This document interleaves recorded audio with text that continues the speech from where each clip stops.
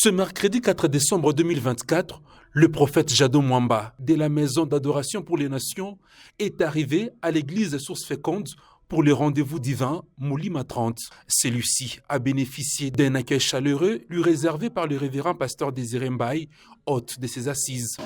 Prophète Jado Mwamba, au nom du couple du révérend Désiré Mbaye et de toutes les églises Source Féconde, nous vous souhaitons la bienvenue à ce rendez-vous annuel de Moulima 30 édition 2024.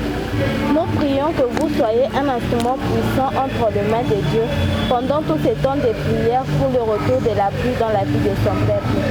Puisse l'Éternel bénir votre séjour, que Dieu vous bénisse.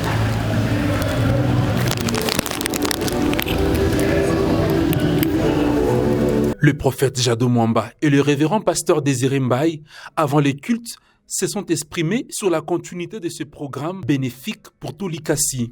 Nous sommes très bénis de nous retrouver au milieu de notre famille. Et je crois que le Seigneur nous fera beaucoup de bien. Bienvenue à toute la population de l'Ikassi, car Papa a dit qu'il va nous amener de gloire en gloire. Je bénis le Seigneur pour sa présence. Il était dans un programme très compliqué, mais à cause de l'amour de Dieu, il s'est dépensé pour partager des grâces avec nous. Je lui suis reconnaissant et je bénis le Seigneur pour cela. Abordant le sous-thème « Comment attendre la prophétie ?», le prophète Jado Mwamba plonge les assises dans un moment d'enseignement sur le rôle qu'un homme a à jouer face à la prophétie.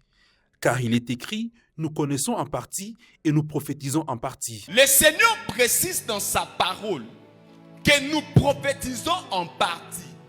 Les jours où je parle dans la vie d'une personne, c'est une partie de la connaissance de Dieu que je rends disponible dans la vie de l'homme. Ce n'est pas tout de Dieu.